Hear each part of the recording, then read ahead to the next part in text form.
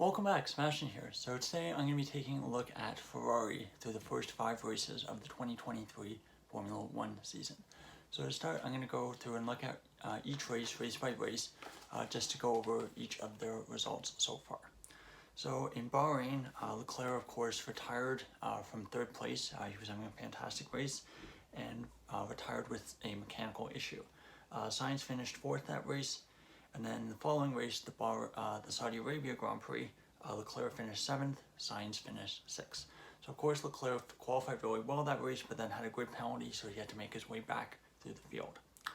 At the Australian Grand Prix, Leclerc of course retired on the first lap, and Sainz finished 12th after running in 4th place for most of the race. He was given a 5-second, somewhat controversial 5-second penalty, which then, because of the race finished under a safety car, he finished in 12th. The Azerbaijan Grand Prix went much better for Leclerc. He finished 2nd in the sprint race and 3rd in the main Grand Prix, whereas Sainz finished 5th in both the Grand Prix and the sprint race. At the last race, the Miami Grand Prix, Leclerc finished 7th, whereas Sainz finished 5th. So I think for Ferrari, it's been a bit of a rough start to the season, definitely much worse than expectations. We remember the Ferrari CEO's comments before the season of unprecedented speed.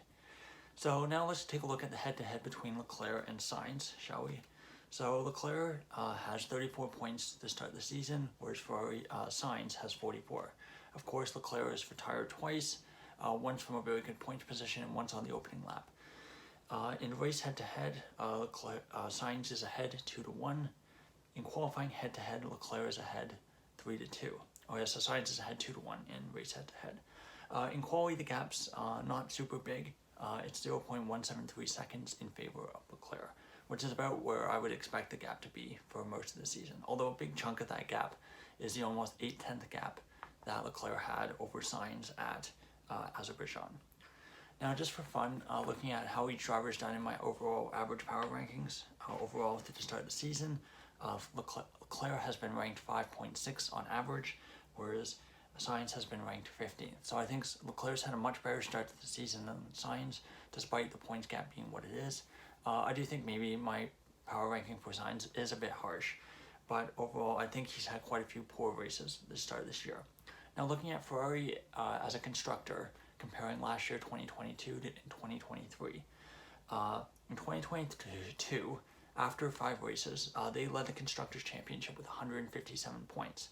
This year, after the same amount of races, they have about half that, only 78 points, and they're currently 4th in the Constructors' Championship. Their gap to pole, I think, has really dropped. Their qualifying pace has really dropped compared to last year. Last year, their average gap to pole was 0.005 seconds. So they were very close to pole almost every race that year, to start that year. Of course, they got 3 of the first 5 pole positions, and then I think one of the races that they didn't get pole, I had to take the data from Q1 because it was a wet session, so the only way to get a session where all 10 teams were driving was of course Q1, which they did win that race. So that of course definitely put them first place to start the first 5 races of 2022. This year, however, it's 0.299 seconds. So almost a drop of almost 0.3 of a second in qualifying compared to the Red Bulls. Such a massive drop. But of course, it's still a second. It's still better in qualifying than both Mercedes and Aston Martin. So for Ferrari, I think it's really been a really frustrating start to the year, a really frustrating step back. I think a lot of these struggles still stem from Technical Directive 39 that was introduced last summer after the summer break, which of course forced the cars to basically ride higher off the ground, off the racetrack, and this really decreased the suction effect of the car, and I think it really took away one of the Ferrari's main aerodynamic advantages that they had over Red Bull and they had over other teams.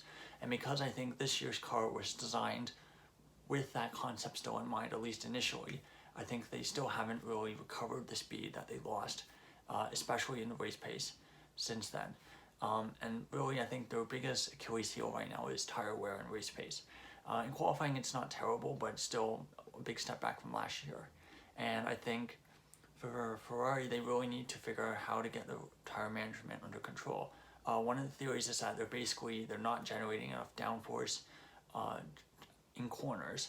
So basically the tires aren't sticking to the road and they're basically just sliding along the surface and they're overheating.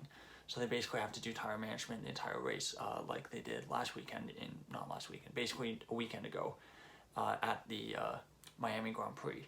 So I think for Ferrari, I think their biggest target this year is really to get that with tire management under control. And really, I think you have to write off this year. They're not going to compete for the championship. They might be lucky to get a win or two. And I think they really need to focus on building the best car possible for 2024. Because of course, next year is Charles's last year of his contract.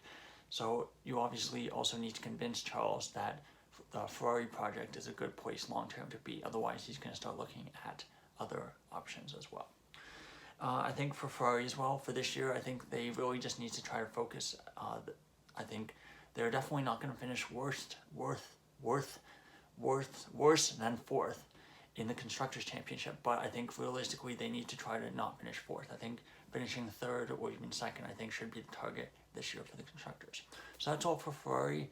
Only 3 videos left to go in this series. Of course, Mercedes, Aston Martin, and Red Bull. Thank you so much for watching, and goodbye.